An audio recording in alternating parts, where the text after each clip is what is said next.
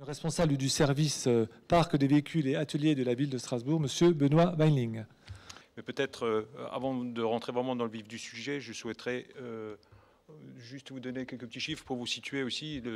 La communauté urbaine, on a beaucoup parlé de la ville de Strasbourg, Ouais. mais le service, comme l'a dit M. Gare, est un service qui concerne la communauté urbaine et la ville de Strasbourg. Donc la communauté urbaine a été créée en 1968 et dès son origine, il n'y avait qu'une seule administration commune aux deux collectivités. Donc la communauté urbaine rassemble 28 communes au jour d'aujourd'hui. C'était 27 à l'origine. Une 28e a rejoint la communauté urbaine il y a quelques années. Elle rassemble 450 000 habitants et comporte 6 700 employés. Donc le service parc des véhicules et ateliers, nous avons pour mission de mettre à la disposition de ces 6 700 employés le matériel de transport et le matériel d'une manière générale, le matériel nécessaire à l'exercice de leur mission. Donc tout n'est pas centralisé à 100%, mais une grande partie des achats, notamment le matériel et les véhicules et les gros camions, je pense que. Oui, alors on va dire notre périmètre se limite à tous les véhicules et ensuite tous les engins dotés d'un moteur thermique.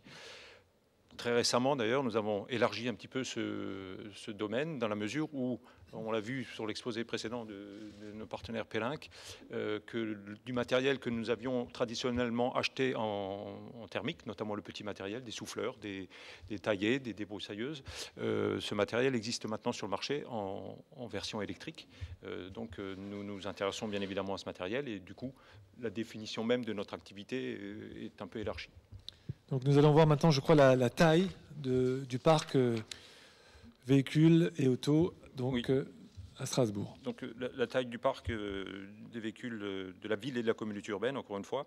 Donc 260 berlines et 190 fourgonnettes. Donc ces deux catégories de véhicules représentent 450 véhicules que l'on peut considérer comme étant le potentiel de véhicules propres. C'est-à-dire que à contrario, des 23 breaks et monospaces qui ont des utilisations un peu particulières, ou même s'il existe aussi des possibilités de motorisation propre, c'est plus difficile que pour le petit matériel.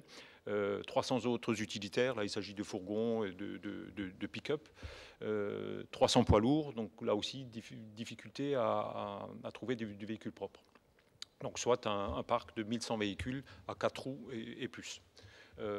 À ce parc, j'ajouterai donc les 12 motocyclettes, 100 scooters pour lesquels nous avons aussi déjà fait des expériences en matière de scooters électriques, 1000 vélos, dont quelques-uns en assistance électrique aussi, et 3000 engins divers dans lesquels on retrouvera des tondeuses et tout le petit matériel d'entretien d'espaces verts, tronçonneuses, taillées, débroussailleuses, souffleurs, etc. Alors quel a été l'historique de votre démarche? Quelles ont été les grandes étapes?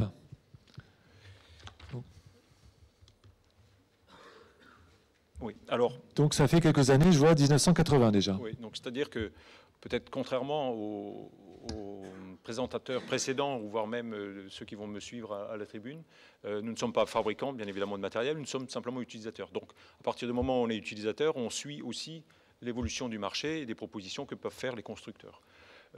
Donc depuis 1980, en 1980, la ville et la communauté urbaine ont acheté des petits triporteurs électriques qui ont été développés d'ailleurs par l'électricité de Strasbourg. Donc il s'agissait des triporteurs appelés Elestra. Donc ça a été peut-être le début de l'ère des véhicules propres à la ville et à la communauté urbaine. Et depuis 1980 jusqu'à 2002, les services se sont intéressés essentiellement aux véhicules électriques, puisque là encore, ce ne sont que les seules propositions que pouvaient nous faire les constructeurs.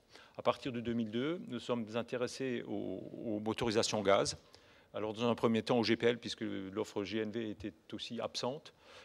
Donc nous avons acheté pendant 4 ans quelques véhicules fonctionnant au GPL, des véhicules qui circulent encore pour la plupart d'entre eux encore.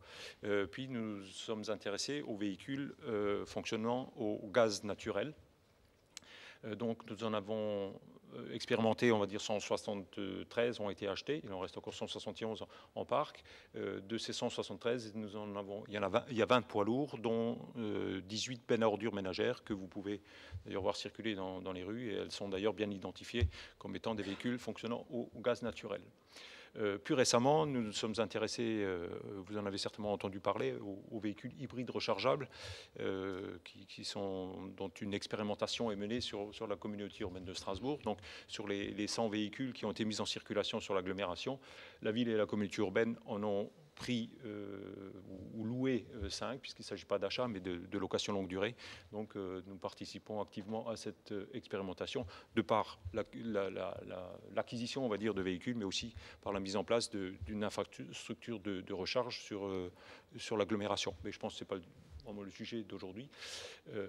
Donc nous avons aussi expérimenté nous avons en parc des tondeuses gaz, commercialisées d'ailleurs par Etesia. Donc soit nous avons acheté depuis l'origine plus de 400 véhicules propres. Donc à ce jour, il en reste encore 22 véhicules électriques. Alors pourquoi 22 par rapport aux 172? Puisque ça fait une dizaine d'années que le marché est quasi inexistant en matière de véhicules électriques. Donc je crois qu'aujourd'hui, enfin on le verra un peu plus tard, des choses sont en train de reprendre. Il nous reste les 60 véhicules GPL, 171 véhicules fonctionnant au GNV, les 5 véhicules hybrides rechargeables dont l'expérimentation finira d'ici 1 an et demi, les 6 tondeuses gaz. Je rajouterai aussi l'expérimentation que nous avons fait avec des tondeuses électriques cette saison. Donc voilà, donc je vous parlais du parc potentiellement propre avant, les 450 véhicules. Donc nous avons au jour d'aujourd'hui à peu près 50% de ce parc qui est en motorisation dite propre. Donc quels ont été les principaux avantages et puis aussi peut-être les difficultés à surmonter à travers ces différents achats, oui. différentes ici, expériences? Encore une fois, il s'agit bien de notre expérimentation. Donc c'est vraiment ce que nous avons pu constater à l'utilisation des véhicules que nous avons achetés ou loués.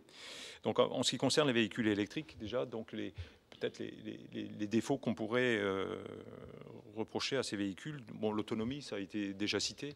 Donc les véhicules que nous avons actuellement en parc, qui sont des petites berlines ou fourgonnettes, n'ont une autonomie que de 50 km au jour d'aujourd'hui. Donc 50 km, même pour une collectivité, c'est peu et ne permet pas de répondre à tous les besoins de déplacement. Je crois que les véhicules, peut-être que le représentant de Peugeot en dira un peu plus sur le marché actuel, mais les véhicules que l'on peut trouver actuellement ou que l'on va trouver très prochainement sur le marché ont des autonomies supérieures et on approche plutôt 150 km. Et donc là, à partir de 150 km, je crois que les véhicules représentent de nouveau un intérêt pour les collectivités. Le prix d'achat aussi, donc c'est des véhicules qui forcément coûtent un peu plus cher à l'achat, 50% de plus en 2000 lorsqu'on nous avons acheté les derniers véhicules électriques. Là aussi, je laisse le constructeur peut-être donner plus d'informations sur les pratiques actuelles. Le coût de location des batteries, alors ça c'est peut-être l'élément le plus pénalisant au jour d'aujourd'hui pour les véhicules électriques. Nous payons encore 150 € par mois de location du pack batterie pour une petite berline, ce qui représente un équivalent de gasoil que l'on pourrait acheter pour un véhicule thermique de 2000 km. Donc autrement dit, si on ne fait pas 2000 km avec un véhicule électrique aujourd'hui, la consommation ou la location de la batterie va coûter plus cher que l'achat de carburant pour un véhicule thermique. Donc, et dans les services de la ville et de la communauté urbaine, les distances moyennes parcourues avec des petites berlines ou fourgonnettes est plutôt autour de 1000 km que de 2000. Donc voilà, économiquement, le choix des véhicules électriques d'ancienne génération n'est pas pertinent économiquement. Ensuite, dernier point, la maintenance. Alors, nous rencontrons quelques difficultés de maintenance parce que je crois que les réseaux ou les concessionnaires locaux n'ont pas forcément le personnel qualifié pour intervenir sur nos véhicules. Et en cas d'immobilisation, les durées d'immobilisation sont généralement très longues, à la fois par manque de compétences peut-être ou de qualification, mais aussi pour des indisponibilités de pièces, des pièces spécifiques bien évidemment aux véhicules. Les avantages, par contre, du véhicule électrique, le silence. Donc, d'ailleurs, les véhicules sont tellement silencieux que les constructeurs ont rajouté sur les véhicules des petits avertisseurs qui permettent à faible vitesse de se signaler auprès des piétons ou des cyclistes qui se déplaceraient à proximité. L'agrément de conduite aussi, donc, qui est bien évidemment lié aussi au silence, mais à l'absence de boîte de vitesse et d'embrayage. Donc à circuler en ville sont des véhicules tout à fait agréables.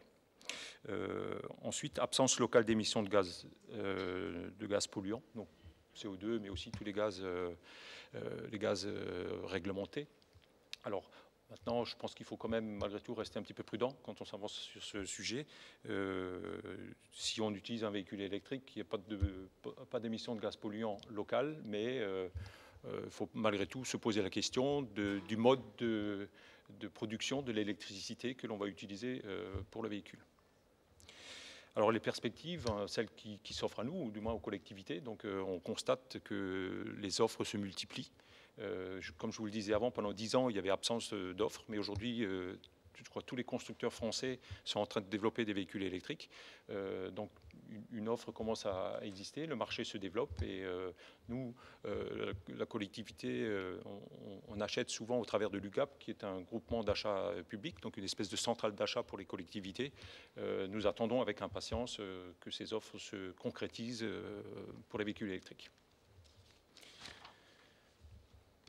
En ce qui concerne les véhicules au gaz, donc au gaz naturel pour véhicules ou GPL, donc les désavantages, donc l'autonomie, alors pour les poids lourds, je vous expliquais avant que nous avions acheté 18 bennes à ordures ménagères fonctionnant au gaz naturel, donc ce sont des véhicules avec une motorisation exclusivement gaz, contrairement aux véhicules légers qui sont dotés d'une bicarburation, donc vous avez la possibilité de fonctionner à la fois avec du gaz, mais aussi avec de l'essence.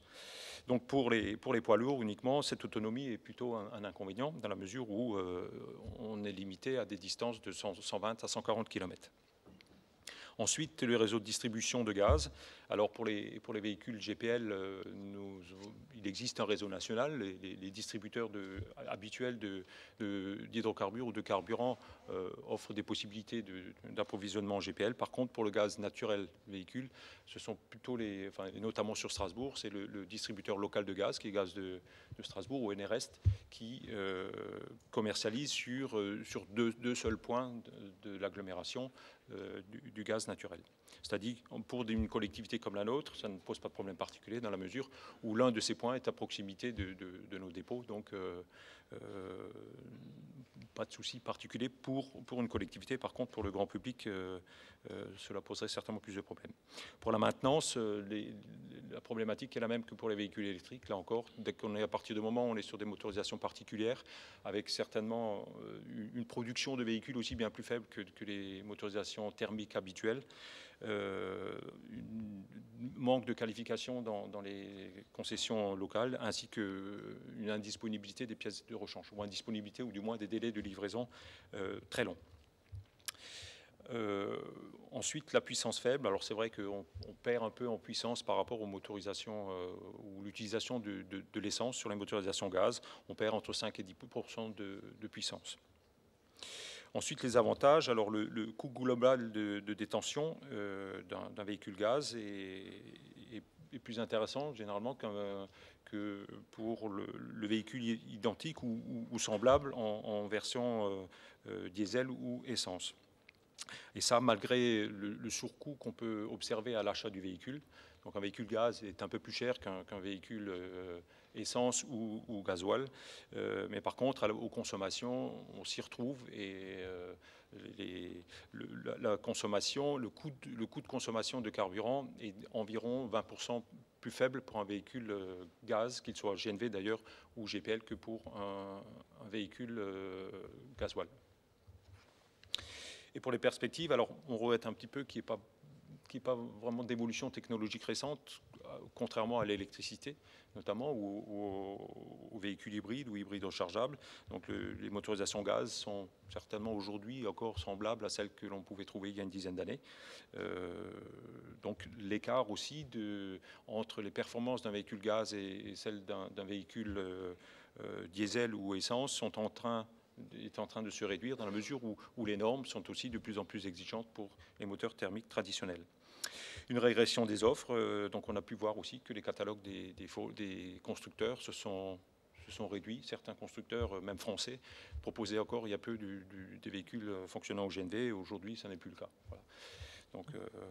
Donc après, il y a peut-être aussi des possibilités encore pour les constructeurs de développer ces motorisations gaz en hybride, peut-être avec avec hybride électricité.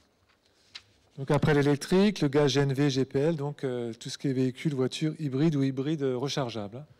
Oui, donc un petit mot sur les véhicules hybrides rechargeables. Donc, comme je vous le disais en introduction, nous expérimentons ou participons à l'expérimentation des véhicules hybrides rechargeables sur l'agglomération. Alors, les désavantages, alors j'ai mis coût avec un point d'interrogation. Nous ne savons pas aujourd'hui quel sera le coût de commercialisation de ces véhicules, puisqu'on est les véhicules qui circulent, les 100 véhicules que j'évoquais, sont des véhicules de pré-série, donc des prototypes en quelque sorte, pour lesquels un prix de vente n'est pas encore fixé. Mais je crois que les constructeurs ne vont pas tarder à les annoncer pour 2012 ou 2013. Mais on peut s'attendre vraisemblablement à un prix plus élevé qu'un prix d'un véhicule thermique traditionnel, dans la mesure où ces véhicules sont généralement dotés d'une batterie lithium-ion dont le coût de production est relativement important. Le désavantage aussi, c'est la recharge fréquente. Si on a un véhicule hybride rechargeable, pardon, l'intérêt, c'est aussi de le recharger régulièrement. Et dans les véhicules que nous expérimentons aujourd'hui, ont des batteries avec une autonomie de 20 km. Donc ça veut dire qu'il faut recharger tous les jours, une fois, voire 2 fois. Donc c'est de la manipulation du câble. Ça représente une contrainte aussi pour l'utilisateur. Par contre, les avantages qu'on a pu en tirer, c'est une faible consommation de carburant, et c'est bien là l'essentiel de l'objectif qui est recherché. Nous avons sur des berlines moyennes constaté une consommation tout type de trajets confondus, c'est-à-dire ville, mais aussi des grands trajets. On arrive à une consommation de 3,4 litres au 100 d'essence. Donc, ce qui dit faible consommation d'essence dit aussi faible émission de gaz polluants, et bon, notamment le CO2 qui est particulièrement visé ces derniers temps. Une incitation à la conduite apaisée. Alors c'est vrai que on se prend rapidement au jeu, puisque ces véhicules, généralement, vous pouvez constater sur l'ordinateur de bord ou voir à quel niveau de puissance vous vous trouvez, et puis si vous êtes proche de l'enclenchement ou pas du moteur thermique qui va vous assister. Donc on est vraiment invité à une conduite apaisée et une éco-conduite en quelque sorte. Alors les perspectives là aussi, les offres se multiplient. Plusieurs constructeurs, donc je crois qu'il y avait des constructeurs japonais qui étaient un peu leaders en la matière, mais je crois que les constructeurs français aussi commencent à proposer des véhicules, alors hybrides ou hybrides rechargeables. Donc je crois que, comme le véhicule électrique, c'est certainement une motorisation d'avenir. Cela dit, on s'interroge quand même sur quelles offres pour les collectivités. Donc, parce qu'aujourd'hui, les véhicules hybrides ou hybrides rechargeables sont souvent des véhicules plutôt haut de gamme et non pas des petits véhicules qu'on pourrait utiliser dans les services d'une collectivité. Donc là aussi, on est en attente encore d'offres complémentaires, on va dire, de la part des constructeurs. Voilà, et pour finir, alors, donc, quelles sont les autres actions qu'on a pu mener aussi? Donc, nous utilisons aussi depuis de nombreuses années les bio ou agrocarburants. Donc, Monsieur Péton de Proléa vous a expliqué, vous a fait une démonstration du diester. Donc, nous utilisons du diester depuis de nombreuses années. Donc, ce B30 qui est utilisé pour l'ensemble de nos véhicules diesel. 6 mois par an, puisque durant les périodes hivernales, nous utilisons du gasoil traditionnel, dans la mesure où le diester est sensible aussi au gel ou aux températures très basses. Nous développons aussi l'éco-conduite, donc l'ensemble des agents de la collectivité devraient, enfin du moins ceux qui utilisent régulièrement des véhicules, sont formés à l'éco-conduite, donc avec une estimation d'une réduction de la consommation de l'ordre de 10%. La perception est bonne de la part des collaborateurs, chauffeurs, utilisateurs, des services techniques qui sont peut-être a priori plutôt intéressés par la puissance, non ça... On va dire qu'au départ, lorsqu'on propose de ces formations aux agents, l'enthousiasme n'est pas énorme. Mais je crois que la formation est généralement bien faite, puisqu'elle est constitué d'une première phase où l'agent va faire un tour avec un véhicule et puis un moniteur. Il roule librement comme il a l'habitude de rouler. Il y a une seconde phase où on lui apprend, où le moniteur lui apprend, lui inculque, on va dire en quelque sorte, les bons réflexes et lui dit ce qu'il faut faire et ce qu'il doit changer dans son comportement au volant. Et il refait un second tour et où on remesure les paramètres de consommation des véhicules, de régime moteur, etc. Donc l'agent se prend un petit peu au jeu et puis il constate qu'en changeant son comportement, il arrive à baisser sa consommation. Au-delà de la formation, le matériel, les véhicules, cette démarche globale est bien perçue par les collaborateurs. Elle est bien perçue. Après, la question que l'on se pose, c'est quel va être le temps d'effet de ces formations.